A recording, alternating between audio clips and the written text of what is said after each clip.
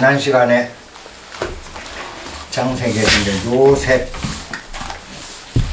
편하고 그리고 이제 출애굽 일부 정리를 했었죠.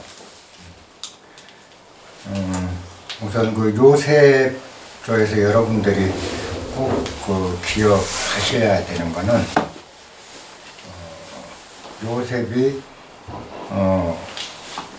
막내로 태어나서 이제 기업을 받다가 기업 받으면 오만해지죠. 그래서 형들이 자기 아래처럼 형들의 집단이 자기를 향해서 뭐 절을 했다. 내 집단은 또 하늘에 태양이 있는데 무별들이 나한테 다 절을 하더라. 이런 식으로 형들보다 자기가 위라는 걸 자꾸 강조를 하다가 형들한테 미움을 받아서 노예로 팔려갔죠. 노예로 이제 팔려갔으니까 교만하고 사람이 그 오만방자하면 구렁창에 떨어진 나락에 떨어지는 거죠. 그걸 상징한 거고, 그 다음에 이제 노예가 됐다라는 건 인생으로서 최악의 경우죠. 자기 자신이 없고 남의 종살이를 해야 되니까 그때부터는 자기 삶을 사는 게 아니라 그 종이 된다라는 거, 노예가 된다라는 건 우리 그 비유를 하면 어떤 비유냐면 정말 이제 노예로 간 거지만 노예의 삶을 가만히 생각해 보면 자기를 위해서 일하지 않아요. 노예는 항상 주인을 위해서 일을 하죠. 남을 위해서 일한다. 그러니까 자기 자신을 살리는 일을 하는 게 아니고 남을 살리는 일을 하는 거죠. 남을 위해서 일하는 거예요. 남을 잘 살게 하고 남을 편안하게 하고. 그러니까 남을 위해서 사는 삶. 요새 그 삶으로 들어가면서부터 남을 위해서 사니까 결국은 애굽의 재산까지 올라가잖아요. 그건 우리가 평소 이제 삶을 가꿀 때 정말 내 이익을 위해서는 타인의 이익을 도모할 때 진짜 큰 내 이익이 돼요. 왜냐하면 내 이익을 거둬들이려고 자꾸 하다 보면 남과 적이 되기 쉬워요. 근데 내 이익을 거두지 않고 상대방 이익을 위해서 일을 하면 그 상대방을 내가 갖게 됩니다. 사람을 갖게 되는 거죠. 그 사람을 가지면 다 갖는 거거든. 그러니까 우리가 요셉 같은 경우 뭐죠?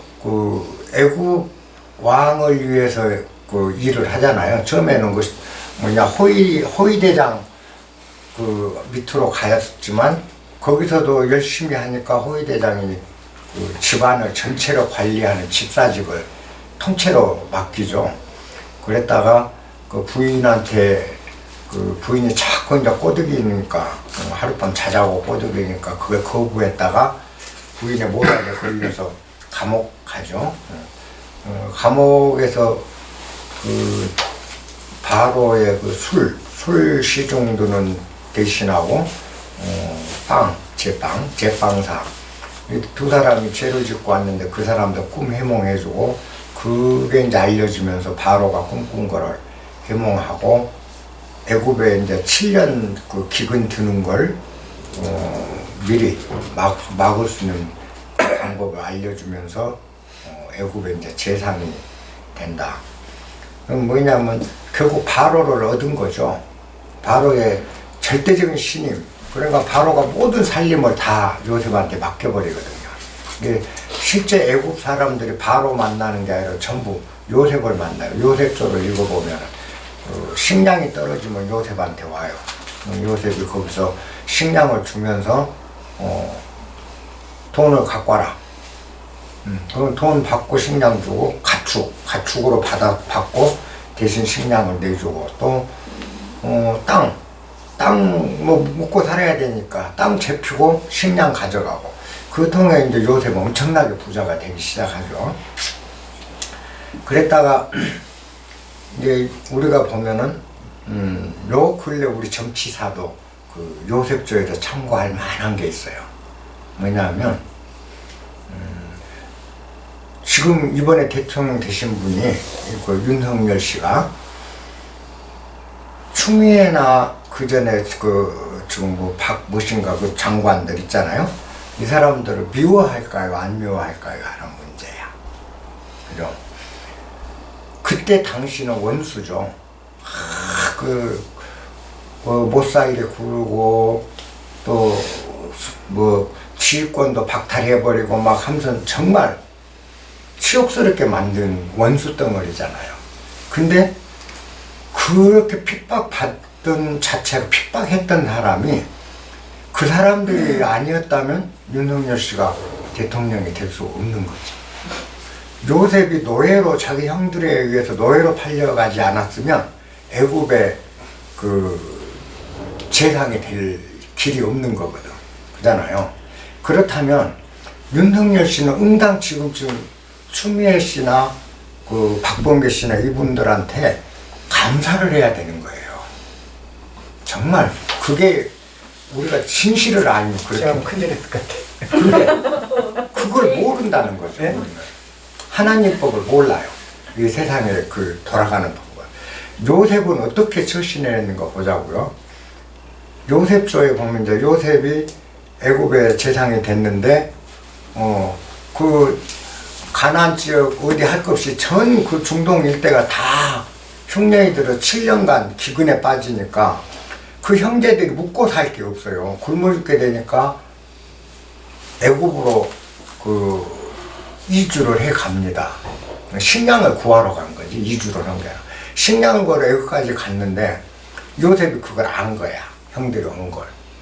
그래서 이제 불러들여라. 근데 요셉은 자기 형들인데 보니까 반가운데 형들은 몰라보는 거죠.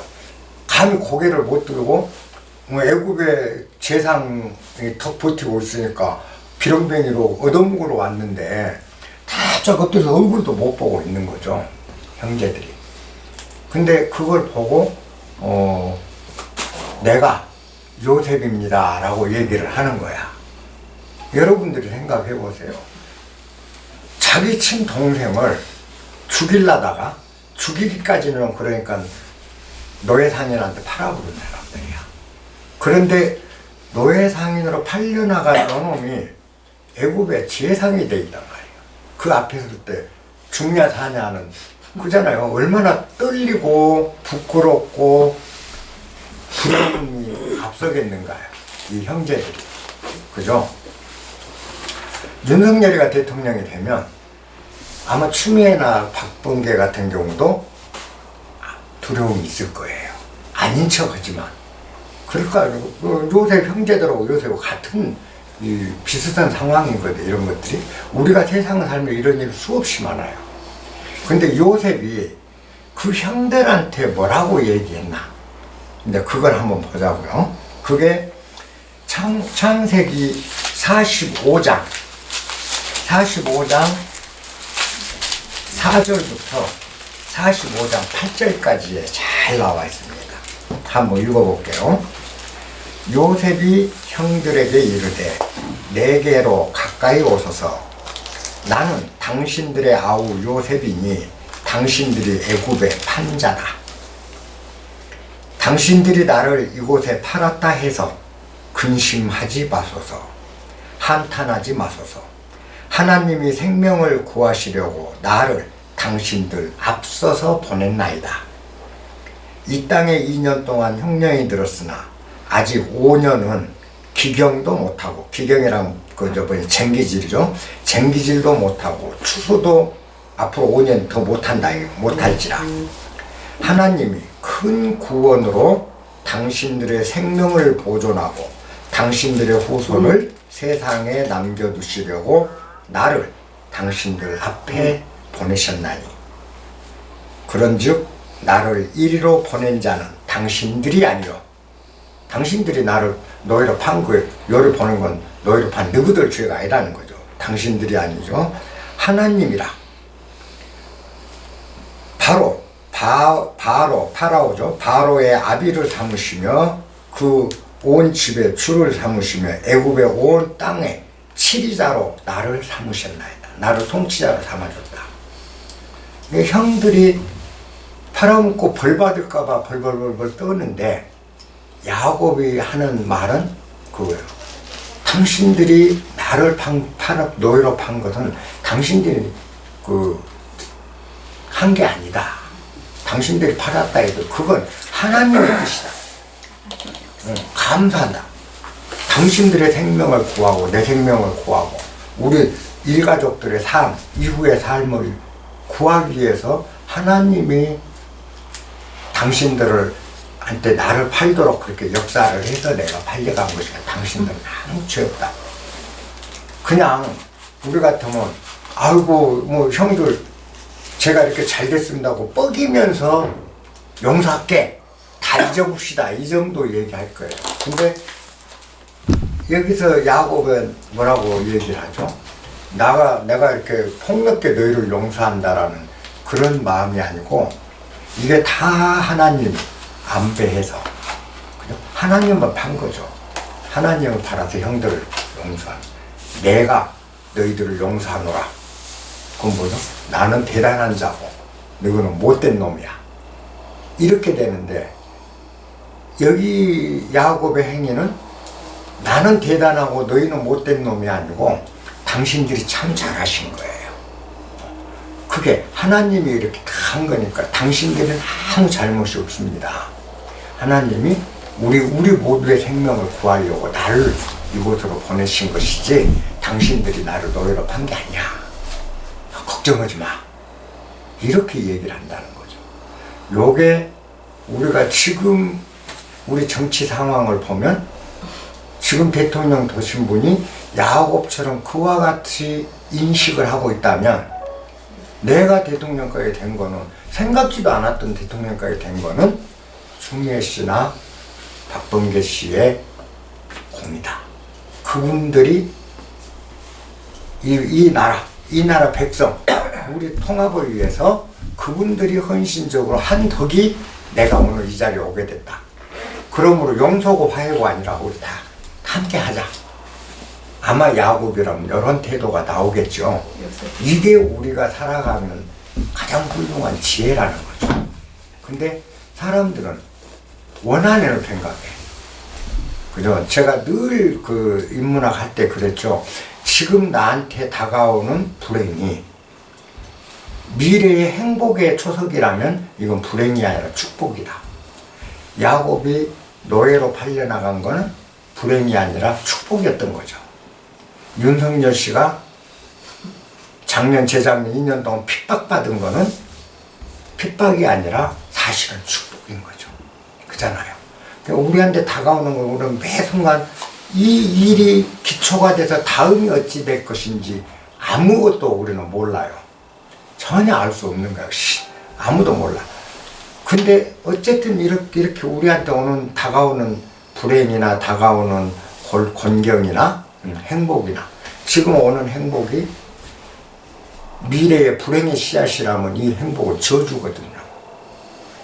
그잖아요. 지금 나한테 오는 기분 좋고 막 들뜨고 행복하고 뭔가 막 의기양양해질 수 있는 이런 상황이 미래에 요 일이 발단이 돼서 미래에 내가 불행해져 버린다면 요거는 저주라는 거죠. 그리고 지금 힘든 상황이 미래의 행복의 씨앗이 요 발단이라면 단서라면 이거는 하나님의 축복인 거죠. 그래서 우리는 내 앞에 다가오는 모든 것들에 대해서 담담하게 볼 수 있는 거예요.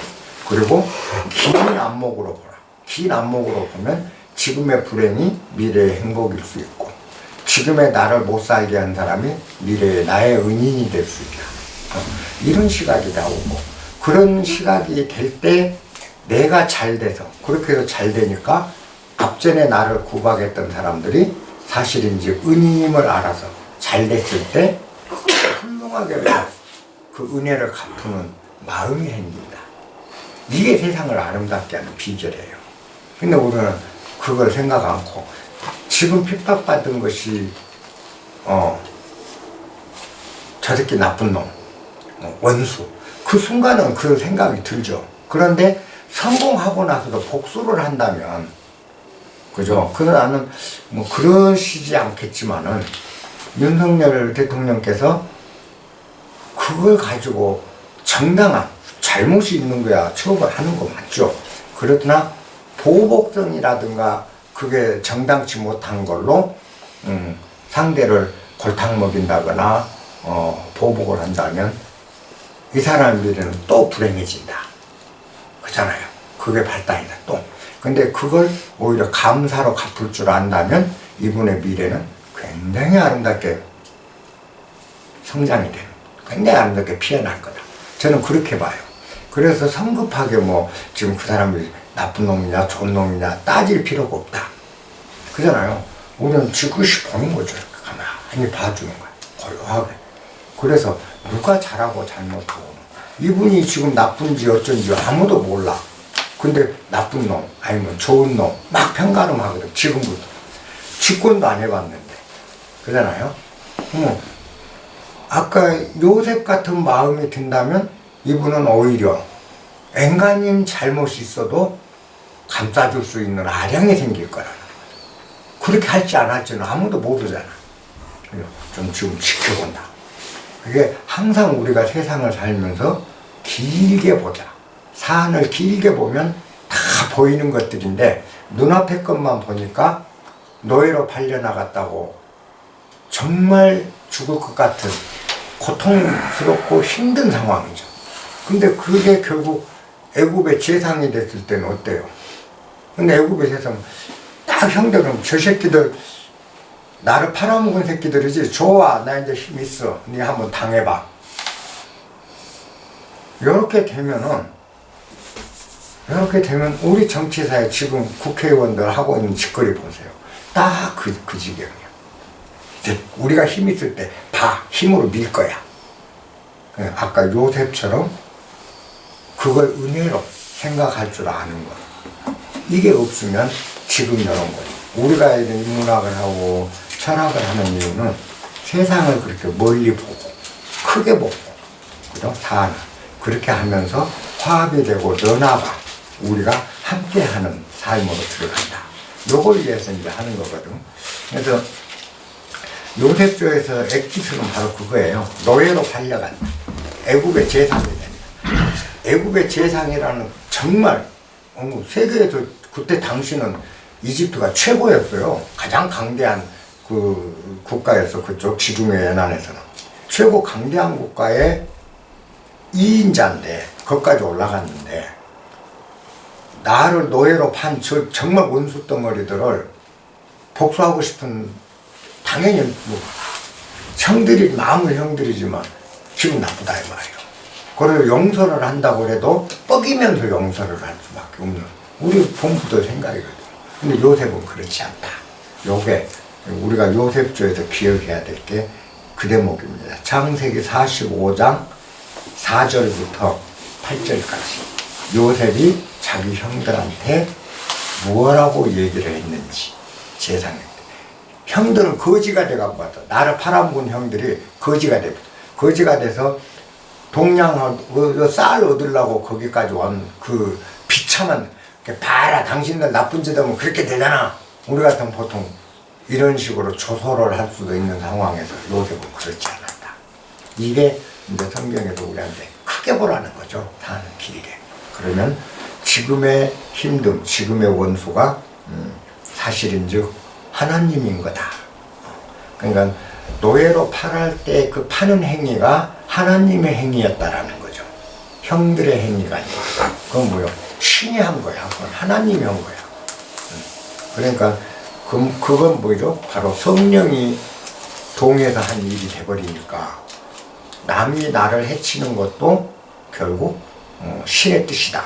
이렇게 받아들일 수 있는 부분이다. 그거 한번 나중에도 요셉편에서는 45장 4절에서 8절까지를 잘 한번 새겨보십시오. 그리고 이제 출애굽에서 지난 시간에 이제 그 모세의 기적 요 부분 제가 잠시 얘기했었죠. 그때 그 출애굽기에 10가지 재앙, 10가지 재앙 이제 핏물 나일강을 피로 물들이고 나일강에서 개구리가 떼거지로 올라오고 그 다음에 이가 그 모든 날리는 먼지가 다 이로 변하고 그 다음에 파리 그 다음에 모든 가축들이 그 병들어 죽고 그 다음에 이제 종기, 사람과 가축의 독종이 막 종기가 생기고, 그리고 우박이 내리고, 마지막으로 암흑천지가 되고, 그 마지막은 저거죠. 이제 큰 장자, 큰 아들들 다 죽고, 이렇게 이제 10가지 재앙을 내린 것. 요거는 결국 이집트의 신, 이집트 사자에서를 공부를 해야 요 대목은 이해가 된다. 제가 그랬죠. 그래서 이집트 나일강 신, 이집트 같은 건 나일강이 생명의 근원입니다. 이집트 그 비옥한 농토 이걸 만든 게 나일강이 만들어준 옥토거든. 그래서 나일강의 신이 하피라는 나일강의 신이 있잖아요. 하피. 그 나일강의 신. 이거를 유일신인 여호와가 나일강의 신을 이겼다. 그래서 피곤죽을 만들었다. 이 이야기다. 그 다음에 풍요의 신 아피스. 애국에 풍요의 신 아피스는 소머리 형상을 갖고 있죠. 그 풍요의 신 아피스를 이긴 거, 모든 가축들의 등에가 와갖고 힘들게 만든 거. 그 다음에 메뚜기 떼가 풍요를 다 쓸어버리는 거. 그 다음에 지혜의 신 토르, 그죠? 지혜의 신 토르. 요것도 뭐냐? 아까 우리 초기에서 뱀부터 시작해갖고 쭉 나오죠? 여기서도 많이 나옵니다. 요 부분에서 지혜에 관한 거, 지혜신도 이겼다. 왜냐면 모세의 지팡이가 마법사 지팡이를 먹어버리거든요. 이런 식으로 이겨. 그 다음에 태양신 라는 암흑으로 이기죠. 3일 동안 컴컴 밤을 만들어서 해가 안 뜨게 만들었다. 그 다음에 우박, 그죠? 우박 내린 거는 뭐죠? 우박 내린 거는 아비누스, 그죠? 요신, 이걸 이겼다. 이런 식으로 10명의 이집트 제신들을 다 이겼다라는 걸 상징적으로 해서 우리 신이 그만큼 위대해 라고 모세가 만들어낸 이야기들이다. 제가 거기까지 이제 지난번 얘기했죠. 그래서 애굽의 열신이 인간이 죽었을 때 이제 우리가 죽게 되면 지옥문에서 제일 먼저 자칼머리죠. 그 자칼머리라는 죽음의 신이 인도를 하죠. 인도를 해가면 그 다음에 지혜의 신 토트가 저울로 달죠. 이제 심장의 무게를 이걸 달고. 그래서 악한 신이면 악어머리를 가지고 이 신이 잡아먹게 하고. 그 다음에 선하면 태양신 라한트가 가져가서 라가 그 다음에 마지막 오시리스 신한테 인도를 해서 환생으로 나가게 하고. 요 이집트 사자에서 나온 신들의 각각 우리가 사후 관장하는 신들의 이야기, 이 이야기에 나오는 10명의 신을 박살을 냈다. 그만큼 유대인들의 민족 신이 높다. 그러니 자부심을 갖자. 우리 유대인들 자부심을 갖고 기죽지 말고 살아 라는 이야기로 하기 위해서 모세 오경을 쓸 때 이 대목을 넣은 것이었다. 거기까지 제가 얘기를 했었죠. 근데 모세는 야곱의 12아들 중에서 레이 지파입니다. 레이라는 자손의 후손이에요. 그래서 모세가 애굽에서 다 탈출해서 끌고 나온 후에 제사장직을 자기 후계를 누구한테? 자기 형 아론한테 줘요. 레이 지파만이 제사장을 할 수 있게끔 만듭니다. 이렇게 모세 집안에서 그 집안이 대대로 최고 통치자가 되게끔 만든 거예요. 그게 이제 후에 레위기에 나와. 다음 출애굽기 다음 레위기는 제사장들이 할 일을 기록한 거거든. 그 레위기라는 건 레위 지파 이야기야. 모세는 레위 지파 사람이야. 그래서 아론이 있고 그 다음에 레위지파 사람이 여호수아가 이어가고 쭉 모든 제사장, 대제사장은 레위파에서만 나오게 해놨어요. 그게 언제까지냐? 솔로몬 이후에 유대와 북이스라엘로 두 개로 쪼개졌을 때까지, 그때까지 남유다는 두 국가로 쪼개진 상태에서도 솔로몬 이후 남유다 상태에도 레위지파에서 제사장을 해요. 근데 북이스라엘 쪽은 이제 제사장직이 레위파가 안 오고 다른 데로 넘어갑니다. 그때까지는 모세 후계자들, 자기 족속에서만 이 제사장을 하게 해놨다.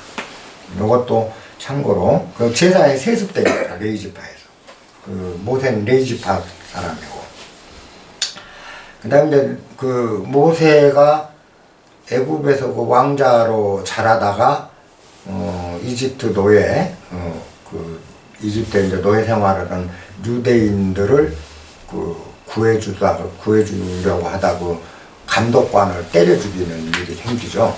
그걸로 인해서 이제 모세가 광야로 도망을 가서 광야에서 40년을 지내게 됩니다. 그때 이제 지낸 데가 미디안 땅에 가서 미디안에서 모세가 이제 지내게 되는데, 모세가 미디안 지역의 제사장, 그때는 제정일치 시대니까 제사장이 왕이나 다름없어요. 제사장인데 제사장이 이드로라는 사람이 있어요. 그 사람의 딸하고 결혼을 합니다. 시포라라고 하죠. 딸이 이름이 시포라고 결혼을 해갖고 아들 하나를 이제 게르솜이라는 아들 하나 낳고, 거기서 장인 집에서 머무르면서 이제 목동 생활을 하다가 호렙산에서 이제 떨기나무에 불이 훅 붙은 걸 보고 모세가 이제 깨우치는 거죠. 깨닫게 되죠. 그래서 나무에 불이 붙었는데 나무가 타지 않는다. 근데 지금까지 모든 불은 나무가 타야 나무도 타서 재가 된다는 게 상식인데 타지 않는다. 지금까지 내가 본 것, 내가 느낀 것, 이 모든 것들이 다 그것이 진실인 것만은 아니다. 타지 않는 나무도 있을 수 있다. 이거죠. 이거 이제 깨우치면서 신성을 느끼게 되고 거기서 신을 만났다. 근데 하나님을 만나는 거죠. 호렙산에서. 거기서 이제 떨기나무가 하니까 저게 뭐지 하고 가려고 그러니까 하나님이 모세한테 그러죠. 신발 벗어라. 소리가 들리면 신발 벗고 경건하게 가까이 오지 말고 거기 서라. 이제 모세가 거기 서니까 이제 하나님이 모세한테 얘기를 하는 거죠. 나는 아브라함의 하나님, 네 조상인 아브라함의 하나님이요, 이삭의 하나님이며 야곱의 하나님이다. 하나님 여호와다. 이렇게 이제 얘기를 하면서 가서 애굽 땅에 가서 우리 자손들을 다 구해내와라. 이렇게 거기서 명령을 하죠. 지시를. 그러니까 모세가 그래요. 이제 모세가 거기 보면 출애굽기에 3장 13절이에요. 모세가 뭐라고 하나님한테 묻냐? 내가 이스라엘 자손에게 가서 너희 조상의 하나님이 나를 너희에게 보내셨다 라고 하면 그들이 나한테 묻기를 그의 이름이 뭐냐? 그 사람 너를 보낸 이의 이름이 뭐냐? 라고 하면 내가 무엇이라고 대답해야 합니까? 라고 이제 하나님한테 물어요. 그건 뭐냐? 하나님한테 당신 누구요? 뭔 소리가? 가서 내 후손들을 애굽 가서 다 네가 데리고 나와. 당신 누군데? 나는 아브라함의 하나님이요 야곱의 하나님이다. 하나님 여호와다. 그러니까 우리가 당신 이름이 뭔데? 묻는 거야. 당신 이름이 뭔데요? 그렇게 묻는 거죠. 이제 돌려서 말하기를 내가 갔을 때 노예들이 노예 생활하는 우리 민족들이 나한테 누가 보내서 왔다고 하면 그 사람 이름이 뭐냐라고 내가 뭐라고 할까요? 그러니까 당신 이름 뭐야? 나 알고 싶어서 물은 거죠. 하나님한테 당신 누구요? 누군데? 그때 하나님 답이 아주 절묘해요. 우리 한글로 보면 한글 성경에는 뭐라고 나왔냐? 이거 성경 보면은 3장 14절에 하나님이 모세에게 이르시되 나는 스스로 있는 자이니라. 너는 이스라엘 자손에게 말하라. 스스로 있는 자가 보냈다고. 이렇게 얘기를 해요. 우리 말로 해석하면 스스로 있는 자. 당신 누굽니까? 나는 스스로 있는 자다. 스스로 있는 자다. 근데 영어로 번역한 게 훨씬 좋아요. 당신 누구야? Who are you? 하고 물은 거야. 그러니까 하나님이 I am, that I am 그러거든. I am, that I am. 나는 있는 그것이다.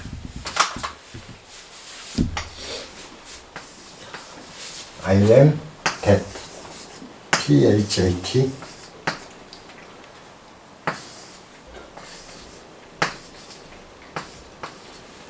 그죠? 여기 관계대명사제 T-H-A-T. 나는 있는 그것이다. 나는 있는 그것이다. 이렇게 얘기를 하거든. 당신 누구요? 난 그것이야. 난 그것이야. 있는 바 그것이야. 자, 마리시를 신도 성자 마리시 책에 I am that이라는 책이 있어요. 나는 that. 아주 유명한 책입니다. I am that. 나는 그것이다. 여기에 I am에 생략된 거. 그리고 여기에 who, 어떤 번역에는 who로도 나와요. I am who I am. 나는 그거죠. 근데 I am that이에요. 마리시 얘기 들으면. 이게 마리시는 뭐냐? 진화가 무엇이냐? 참나. 진화가 무엇입니까? 라고 제자들이 물을 때 마리시가 얘기가 나는 있다이다. 나는 진화는 그 말이야. 나. 진화가 무엇입니까? 우리 진화 찾기 하잖아요. 진화는 그죠? 나. 참 나는 있다이다. 있다이다. 여러분, 내가 나를 한번 여러분들이 추적을 해보세요. 나는 누구인가? 자, 이 몸이 난가 보죠. 이 몸은 나의 몸이잖아요. 그죠? 나는 따로 있잖아요. 이 몸은 나의 몸이야. 내가 갖고 있는 소유물이야. 내 소유. 근데 여기 나가 아닌 거예요. 정신, 나의 정신이에요. 그죠? 무엇을 갖고 와보세요. 감정, 뭐 할 것이 다 나의 무엇이야. 그죠? 전부 나의 뭐야. 내가 나를 다 해체해 보시라고요. 여러분들이 무엇 하나 할 것 없이 나의 무엇이야.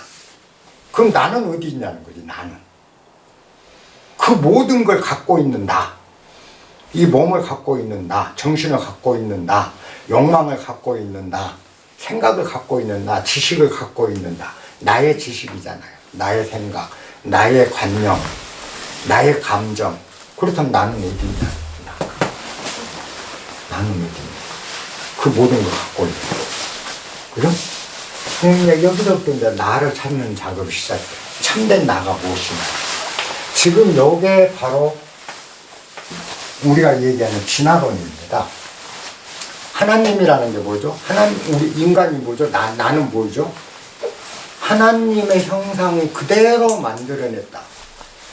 하나님 모습 그대로 몸도 하나님 모습 그대로고, 생각도 하나님 모습 그대로고, 오욕, 칠정, 감정, 썩내고, 화내고, 망상 뜨는 이 모든 것도 하나님 모습 그대로 만들어내는 거예요. 나 모습. 그럼 내 모습이 하나님 모습이라는 거죠. 그렇다면, 나를 찾으면 바로 하나님. I am that I am을 찾게 되는 거예요. 그래서 내가 확인이 되면 그 순간 신이 확인이 돼요. 그래서 하나님과 내가 하나가 돼. 하나님 안에 내가, 내 안에 하나님이, 이렇게 해서 하나님과 동일체가 되는 거예요. 예수님이 그랬죠. 하나님 안에 나, 내 안에 하나님. 하나님과 나는 둘이 아닌 하나다. 그죠? 요게 되는 건 뭐죠? I am that I am이 해결이 돼야 돼요. 나는 누구냐는 거예요. 모세가 물었어. 하나님 당신 누구요? 이 말은 모세 자신에 대한 물음인 거예요. 나는 무엇인가? 나는 무엇이냐? 모세가 답을 낸 거, I am that. 나는 바로 그것이었구나. 그것이다. 있는 그것이다. 있는 그것. 마리시가 나는 있다이다.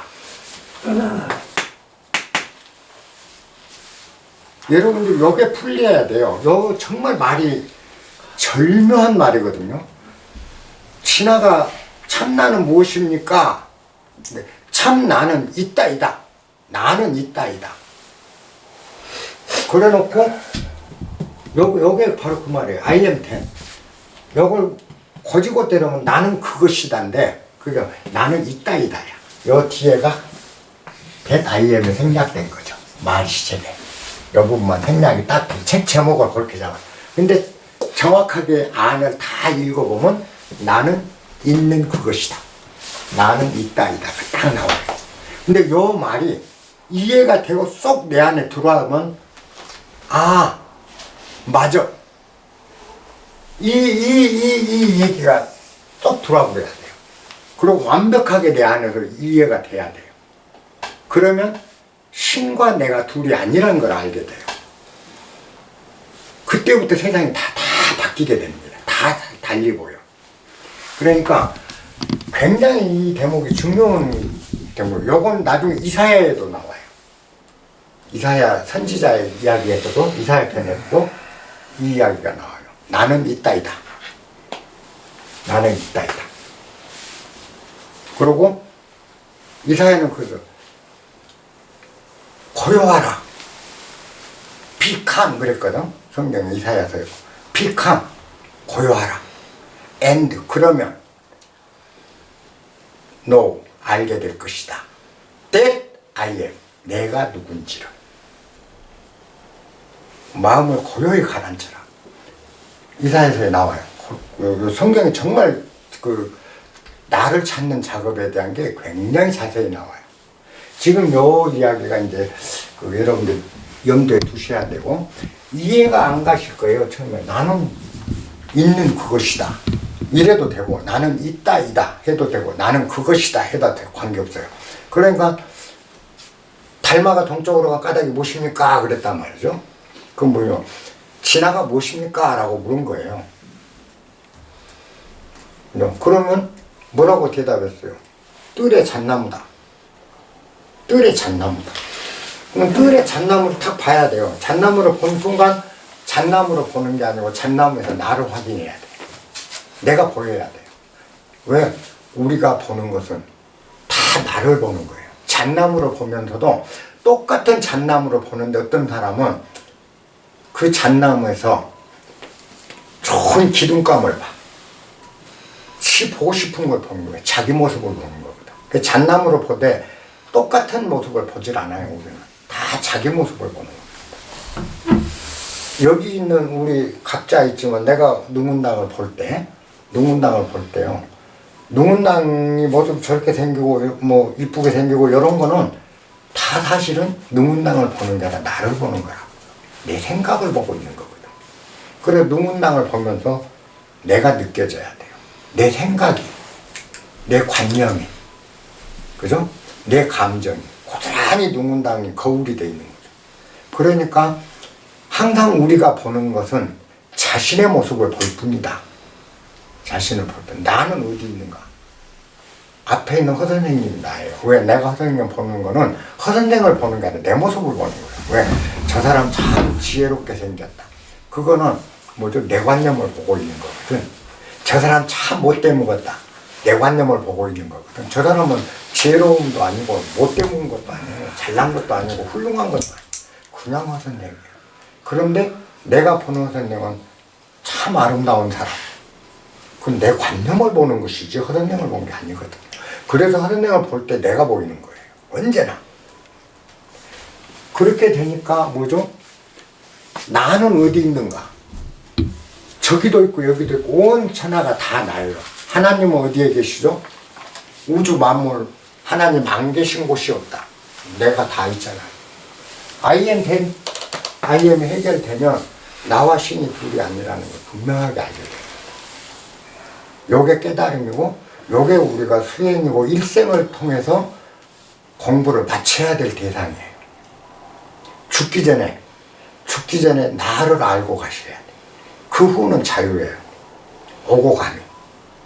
다시 오고 싶으면 언제든지 다시 오고. 그죠? 그 다음에 안 오고 싶으면 다시는 이 땅에 안 올 수가 있는 내 자유의지가 실현이 돼요. 왜? 나와 신이 동일체라니. 그래서 이제는 어떤 것에도 걸리지 않는 삶을 살 수 있는 거. 그걸 하기 위해서 우리가 해야 되는데 나는 무엇인가?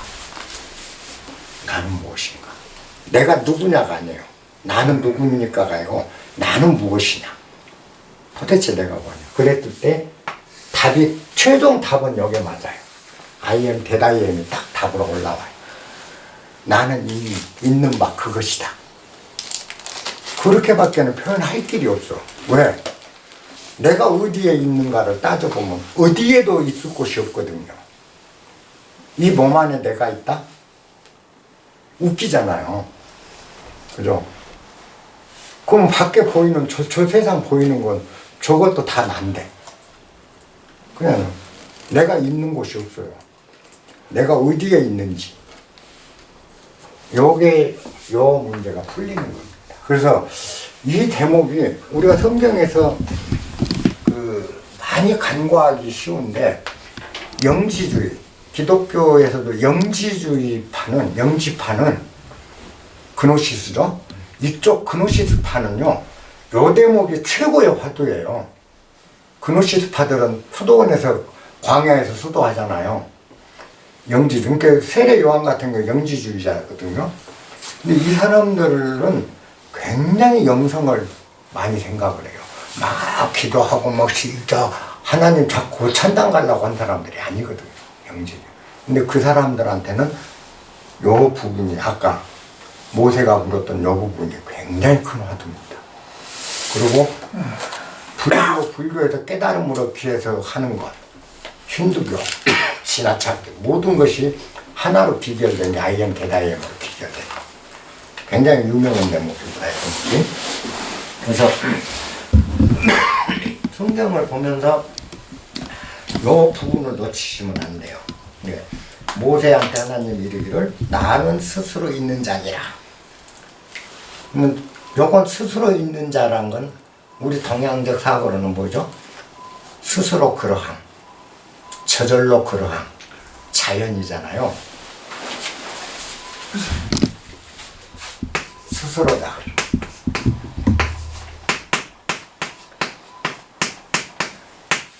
자연. 그죠? 우리가 대자연 할 때 자연. 스스로 그러함이거든. 스스로 그러함. 그래서 제가 그랬죠. 성경을 읽으면서 하나님이란 말을 자연으로 대치해봐라. 전부를. 그러면 확연해져요. 자연으로 대치한 성경이 헷갈렸던 부분들이 다 훤해져요. 하나님이란 말을 자연이란 말로 바꿔놓은 부분.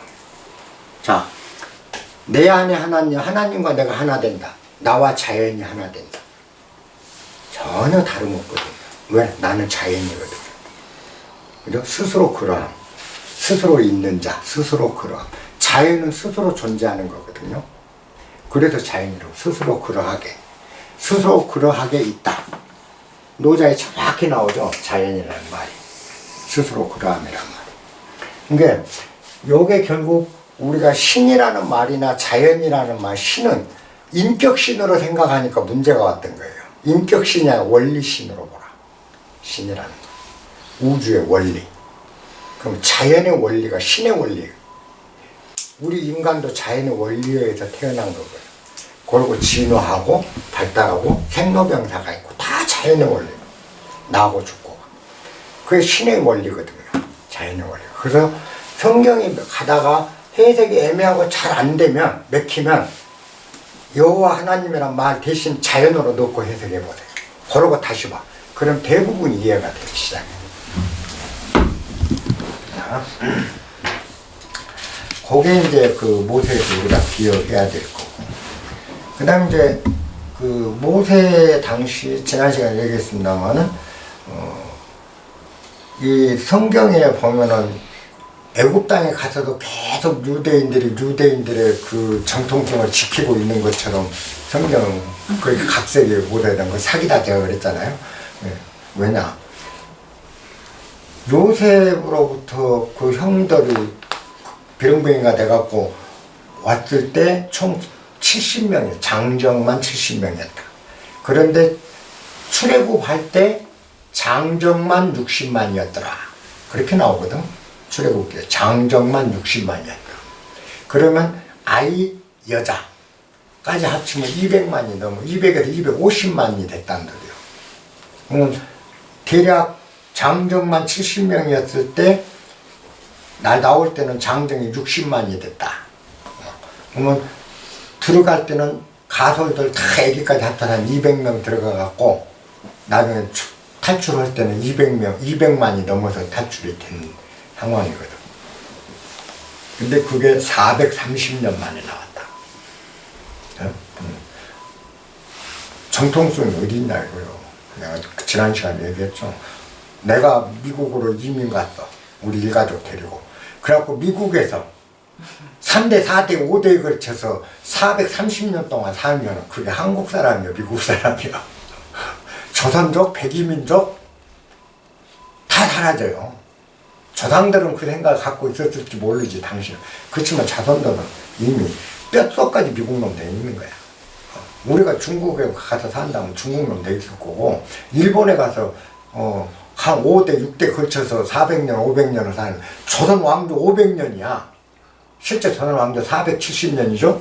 요 기간을 태조 이성계 때부터 누구야, 그 고종 황제 때 그 순종까지 요 기간을 다 합쳐서 이렇게 그 땅에서만 살았다고 생각해봐. 어디 정통성이 있고 무슨 민족성이 어디 있냐고요.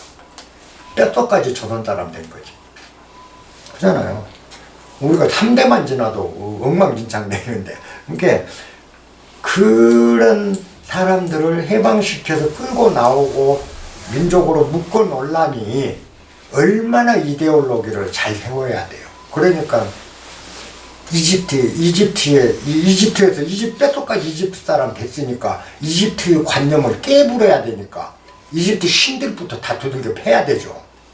모세는 그럴 필요가 있었던 거고. 그래서 이 신화를 창조할 수밖에 없는 이야기인 거죠.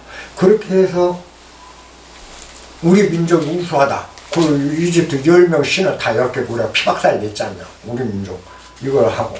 그 다음에 이집트나 그리스 신들은, 그리스 제우스부터 시작해서 12제신, 그건 12명이죠, 신이. 이런 경우는 뭐죠? 전부 신과 거래에 그때다. 내가 신한테 공물을 바치고 기도를 하고 잘 공양을 하면 신이 직접 나를 도와줘. 신하고 나하고 거래야. 기브 앤 테이크, 기브 앤 테이크. 근데 모세는 이걸 엎어야 돼. 왜? 이 신을. 그러려면 어떻게 하죠? 기브 앤 테이크가 아니고 우리는 무작정 섬긴 대상.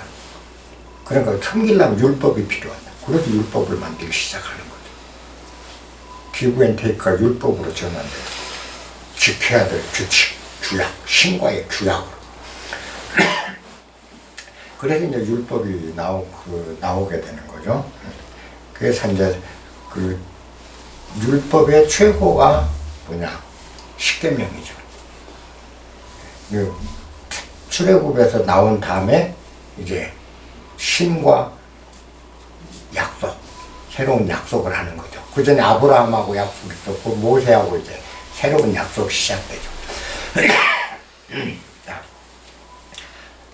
십계명, 10계명에 5계명까지 5개. 5개는 신과 나와의 약속이에요. 신과 약속. 그 다음에 6계에서 10계까지 5계명은 인간 대 인간관계를 다루는 계약이다. 인간과 인간의 삶. 그래서 1개부터 5개까지는 첫째가 뭐죠? 나 외에, 네 옆에 나 외에 다른 신을 두지 마. 다른 신 놔두지 마. 두 번째가 우상 숭배하지 마. 그죠? 우상. 그 다음에 세 번째, 하나님의 이름을 망령되이 부르지 마. 망령되이 부르. 근데 요새 뭐 급히도 하나님만 뭐 주시고 뭐 또 해주시고, 하나님 이름 망령되게 부르지 말라고 그러는데 온통 하나님 뭐 해주시고 뭐 해주시고 하나님 하나님에 하나님한테 정말 혼날 일들을 하는 거죠. 하나님 이름 함부로 부르지 말라고 그랬거든요. 세 번째, 네 번째가 안식을 지켜라. 일요일 날 하루 쉬어라. 그 다음에 다섯 번째, 네 부모를 공경하라. 이건 뭐요? 우리 부모는 하나님이 만들어낸 거니까 그것까지가 하나님과의 관계예요. 그 다음에 이제 살인하지 마라, 간음하지 마라, 거짓말하지 마라, 도둑질하지 마라, 내 이웃 거 뭐 소유를 탐내지 마라. 이런 것들은 불교 5개와 똑같아요. 불교의 5개와 쉽게 말하면.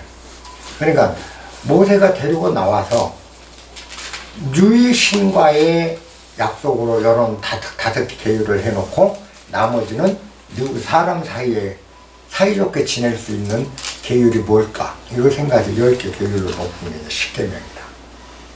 십계명 굉장히 중요하죠. 그러면 여기서 이제 우리가 그 신앙적인 개념에서 십계명과 영지주의, 그노시스의 그 십계명의 해석법은 전혀 달리 나와요. 첫째, 나 외에 다른 신을 네 옆에 두지 마라. 자, 나 위에 다른 신을 내게 있게 하지 마라. 그죠? 니한테, 나한테 신 외에, 하나님 외에 다른 신을 두지 말라. 그죠?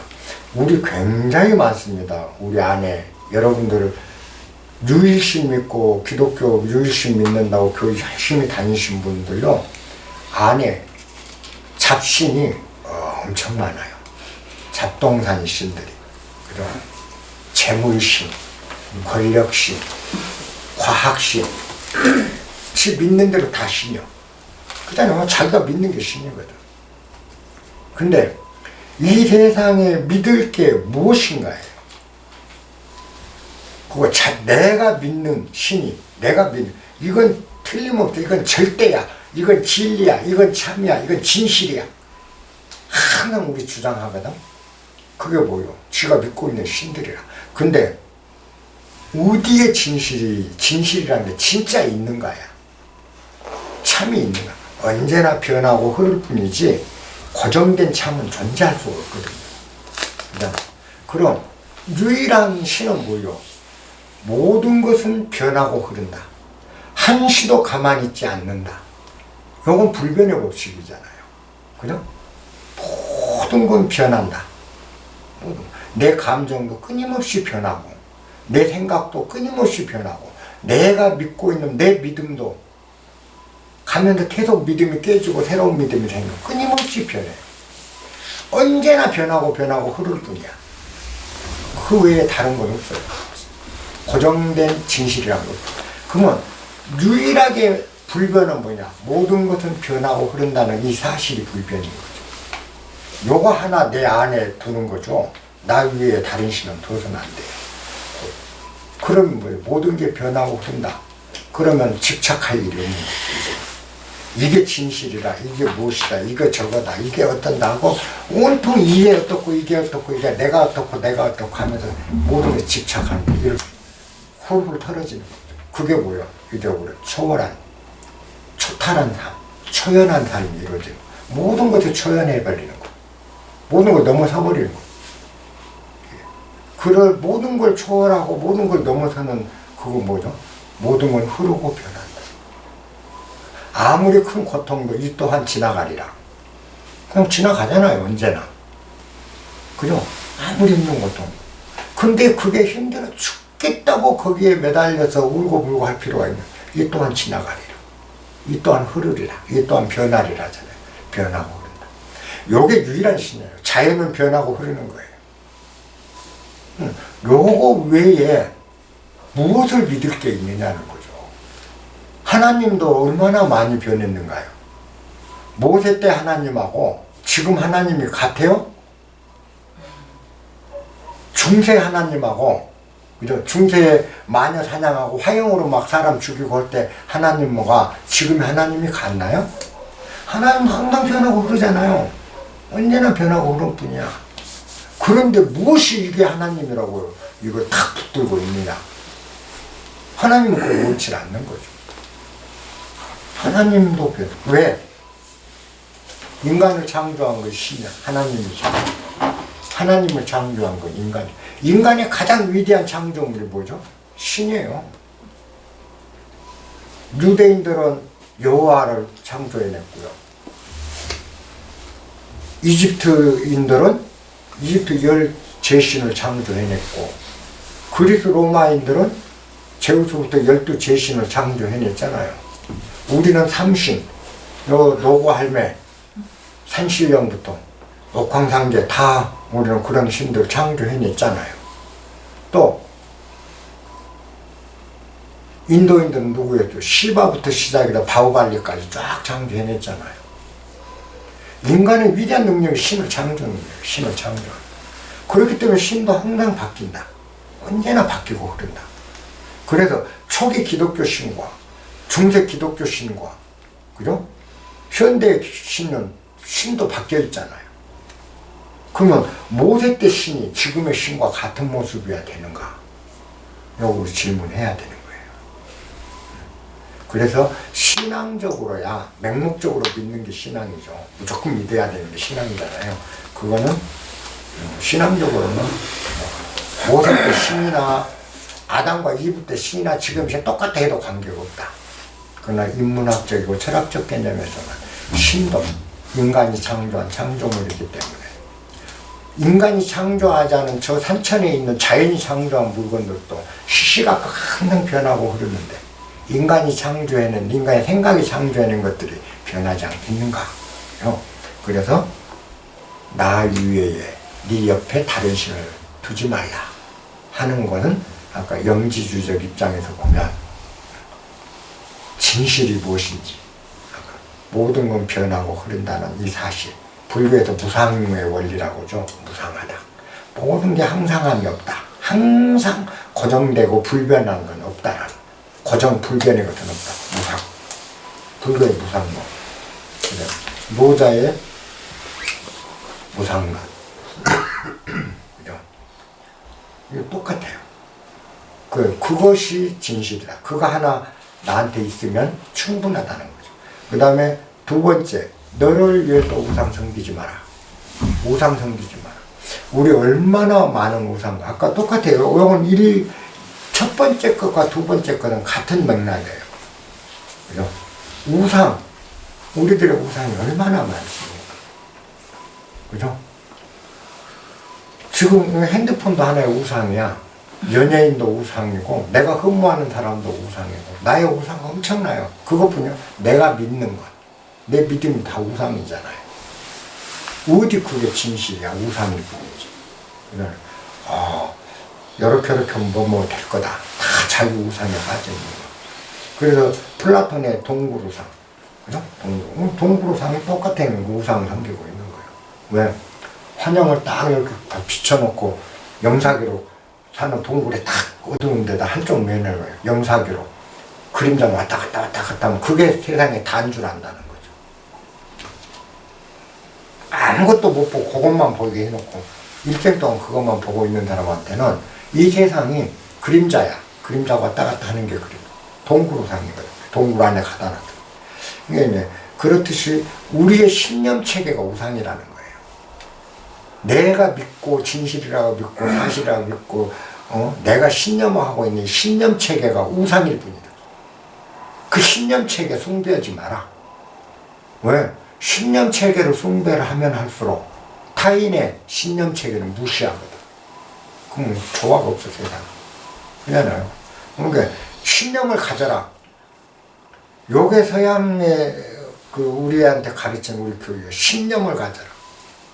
지금 우리한테 정말 아이들한테 가르치는 거예요. 신념을 믿지 말아요. 신념 믿어서는 안 돼. 신념을 가지지 않아야 돼. 왜? 이 신념이란 건 결국 고정관념이 필요해. 신념이 우상이야.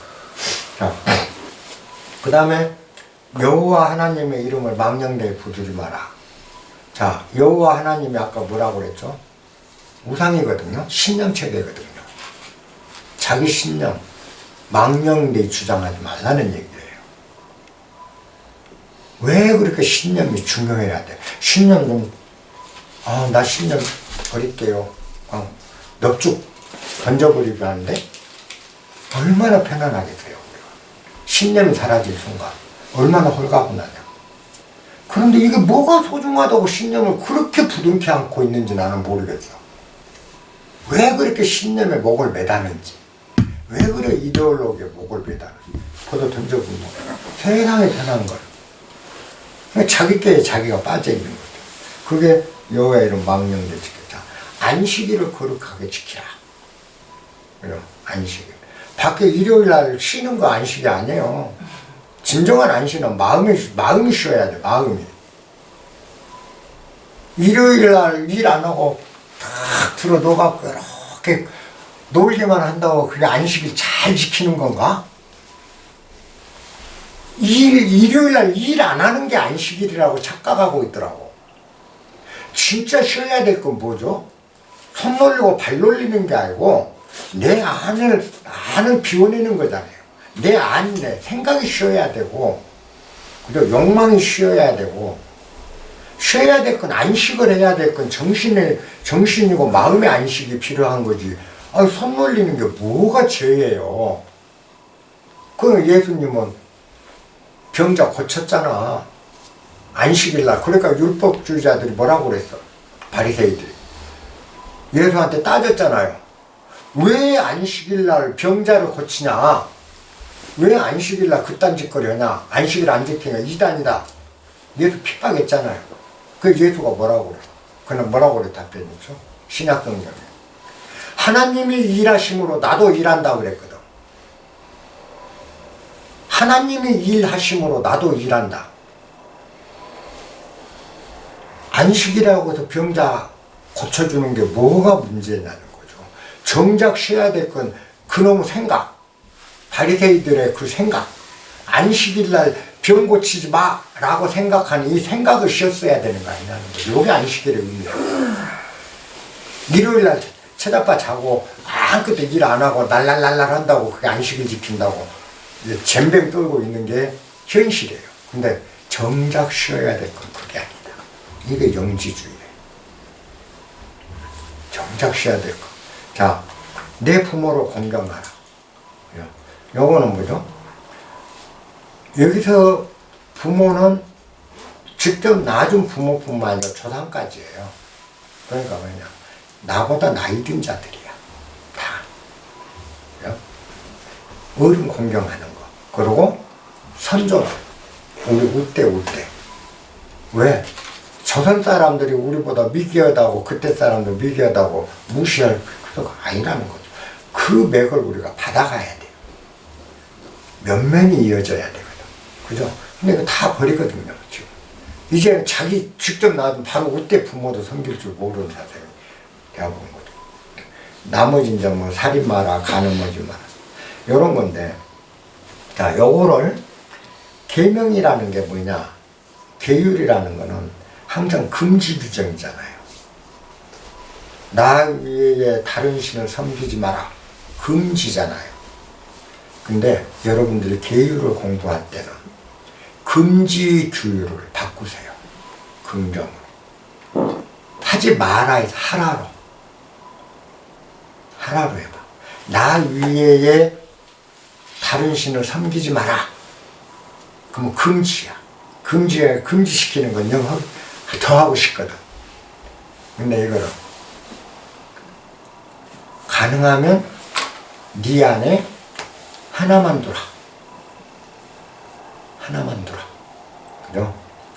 모든 건 변하고 흐른다는 것, 이 중심 하나만 갖고 살아라. 그러면 나머지가 다 해결된다. 하지 마라가 아니고 하나님 하나만 섬기라. 하나님 말고 다른 신 섬기지 마 하면 규제야. 규제가 권고로 바꾸라는 거죠. 모든 계율은 권고로 바꾸실 때 최고의 진가가 나타나요. 두 번째, 우상을 섬기지 마라. 그죠? 우상을 섬기지 마라. 이건 뭐겠어요? 우상을 섬기지 마라. 요거 긍정으로 바꾸는 거. 여러 아까 그랬듯이 신념체계라고 그랬잖아요. 우상이 결국 우리들이 갖고 있는 신념체계. 그죠? 신념체계, 요거는 좀 그러네요. 신념체계를, 여러분들이 세우지 말고. 요걸 이제 지금 우상 섬기지 마라. 그거거든. 그 뭐냐. 풀이하라. 항상 모든 걸 있는 그대로 있게 하다. 이게 우상을 섬기지 마라는 것은 역으로 돌려놨을 때 레디비하라예요. 레디비하라. 다 존재케 하라. 다. 그러면 우상은 뭐지? 네가 섬기는 거 하나야. 요걸 붙들고 있잖아. 근데 모든 게 있게 하라면 우상이 사라져 버리거든. 그죠? 그게 뭐냐? 모든 걸 있는 그대로 있게 하라. 요게 우상 섬기지 말할 역으로 모든 게 존재하게 해줘. 무엇 하나 하나님 아닌 게 없다. 그럼 뭐죠? 모든 것이 다 하나님 아닌 게 없다. 다 존재케 하라. 하나님이니까. 그럼 우상이 어디 있겠어요? 우상은 절로 사라지잖아요. 근데 우상 섬기지 마. 그러니까 우상을 찾아 이제 막 섬기지 않을 대상을 찾아. 언제나 긍정으로 돌려놓는 거예요. 자, 세 번째, 여호와의 이름을, 하나님의 이름을 망령되게 부르지 마라. 망령되게 써서. 자, 하나님 이름을 함부로 부르는 거. 우리가 자기가 믿는 것을 최고라고 주장하는 것. 여기 하나님 이름을 망령되게 부르짖는 거거든. 최고로 사는 거.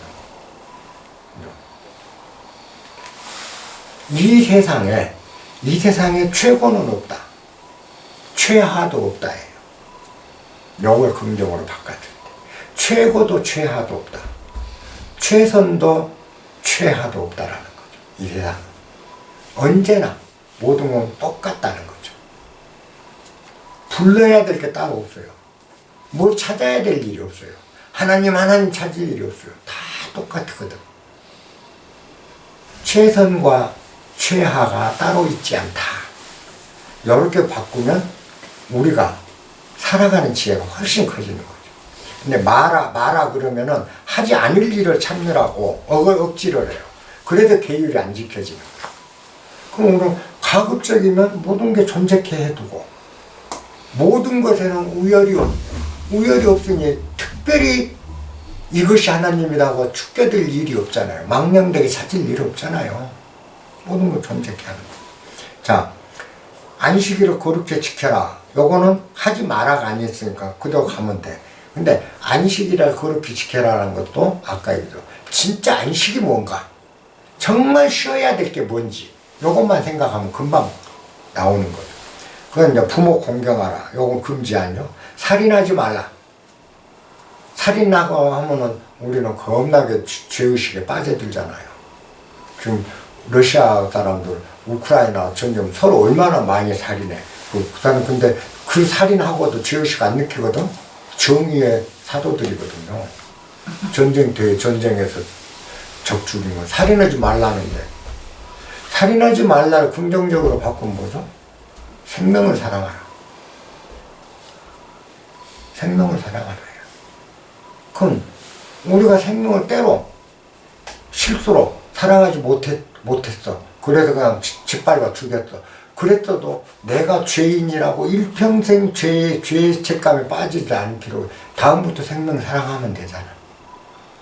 왜 그렇게 기가 죽어야 돼? 생명을 사랑하라. 여기 살인하지 말라. 도적질하지 말라. 거짓말하지, 거짓 증거하지 마라. 내 이웃 소유 탐내지 마라.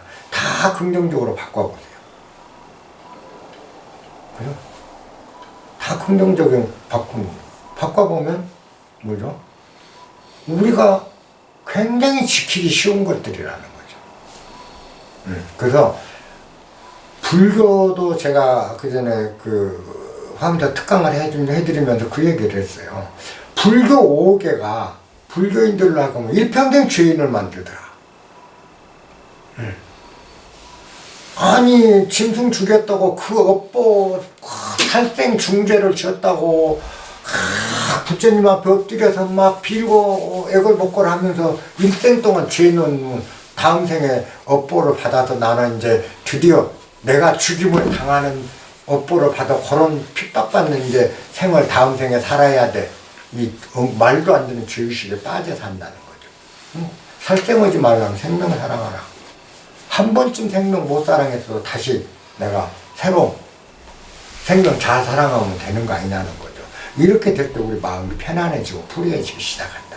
그래서 십계명도 우리가 그 종교는 못 지킬 거를 약속을 할수록 종교는 유리해요.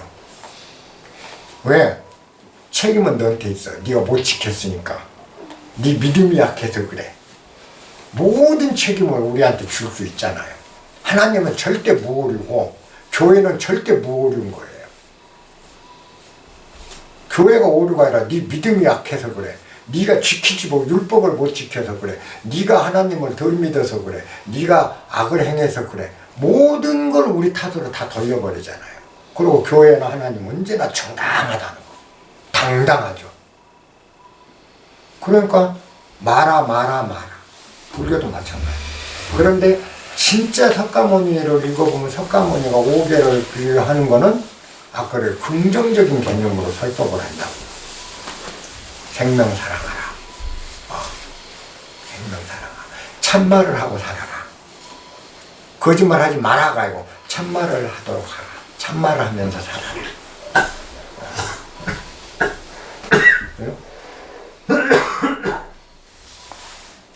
남의 거 탐내지 마라. 이렇게 부처님은 권하는 게 알아. 부처님 진짜 설법은 어떻게 권했는지 알아요? 너한테 주어진 것만 가져라. 너한테 주어진 것만 받아. 너한테 주어진 건 무엇이든지 가져라. 그잖아요. 나한테 주어진 건 무엇이든지 받으면 돼. 불행이 오면 불행이 주어지면 불행을 받고, 행복이 주어지면 행복을 받고, 돈이 주어지면 돈을 받고, 나한테 주어진 건 다 받아라. 나 얼마나 부자야. 그잖아요. 그게 뭐요? 탐내지 마라. 도적질 하지 마라.